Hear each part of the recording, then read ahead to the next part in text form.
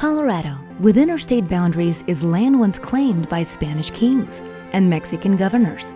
Although native people initially lived in the region, the first Europeans to visit came from Spain. Early Hispanic families moved north from New Mexico to settle in Colorado. During this program, we discover who the Hispanics are, where they came from, how they lived, and what they have contributed to the wonderful state of Colorado. Many different racial and ethnic groups have contributed to Colorado history. One such group is the Hispano. They have made numerous contributions to our Colorado way of life. The word Colorado is a Spanish term that means red-colored earth. Hundreds of towns, lakes, rivers, and mountains throughout the state have Spanish names.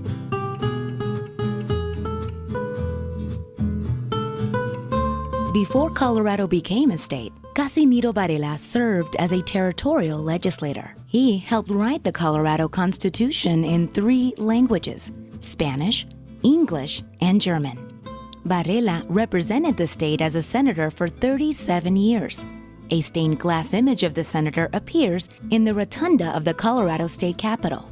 Numerous other Hispanic politicians have served the state as elected officials. When he was only 25 years old, Richard Castro was elected as a Colorado state representative. In 1983, Federico Fabian Peña was elected the first Hispanic mayor of Denver. The Salazar brothers, Ken and John, won election as Colorado legislators. Later, they served in the U.S. Congress. When I went to Guadalupe in 1968, there was no political power whatsoever in the hands of Hispanics. So I considered that having people register, people voting, that would be an avenue to achieve some of the goals of progress in our community. So in my time, I was happy to see that the representative for the Senate, House, and City were people right there from North Denver. My political activity started about the same time as my time with the American GI Forum. My thinking at that time was that maybe I, as a Republican, Hispanic, could convince enough people to look at the individual, look at the candidate, and vote based on background. But it didn't work out that way. From the Revolutionary War to the war in Iraq, Latinos have fought for America. Private Joseph Pantaleon Martinez was the first Hispanic American and first Coloradan to receive the Medal of Honor. The country's highest military decoration was posthumously awarded to him during World War II. Sergeant William Gallegos, a Marine Corps sergeant from Colorado Springs, served as a guard at the U.S. Embassy in Tehran, Iran. He was among the hostages held captive at the embassy for 444 days.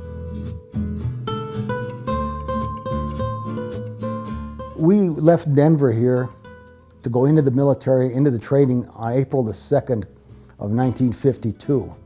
And I went with two other Hispanics that I knew, Alfred Vigil and Jimmy Duran.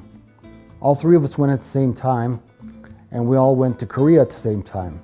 The American GI Forum was founded by Dr. Garcia in 1944 because a young man who had served in the military went over to Europe and got killed, and they sent his body back, and the local mortuaries there would not bury him in the regular traditional mortuary cemetery.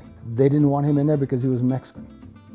And Dr. Garcia went to battle, got him buried in Arlington National Cemetery.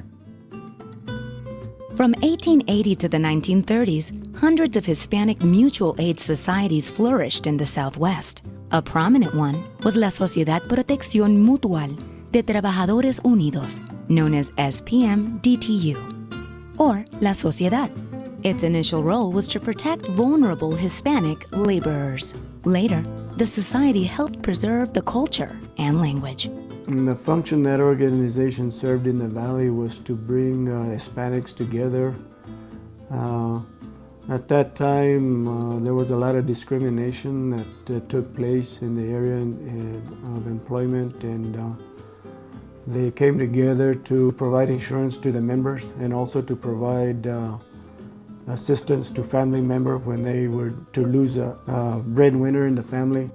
The 1960s witnessed the rise of Chicano rights organizations in Colorado.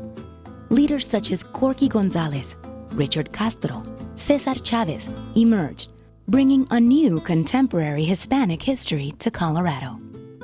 During that time, minorities, blacks and Hispanos or Chicanos, we used to call ourselves back then, we became aware of our civil rights. And when I was growing up, I remember my dad saying, don't be a troublemaker or don't be instigating stuff, but if anybody wants to trample on your rights, make sure you defend them.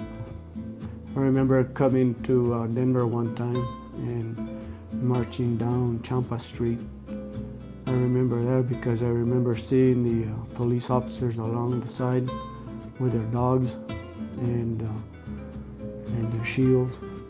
My first contact with the United Farm Workers was sometime in the 1969 or so, when a group was sent from California by Cesar Chavez.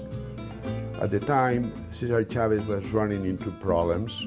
So this group of people who came to Denver tried to get into the churches, especially Catholic churches, to help them by staying away from some products. That way, the pressure would build upon the growers so that they could get a more dignified wage in the fields. The wages were like grapes of wrath, terrible conditions, pesticides, and what they wanted just was a nickel an hour more.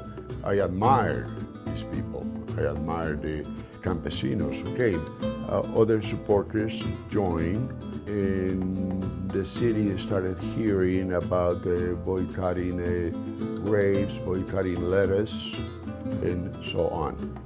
There was, of course, Corky Gonzalez, who did an awful lot starting community activity, interest in politics. A little bit on the militant side, but he hit on all the right buttons and made everyone real proud to be Hispanic, and would not let anybody take a second place to anyone.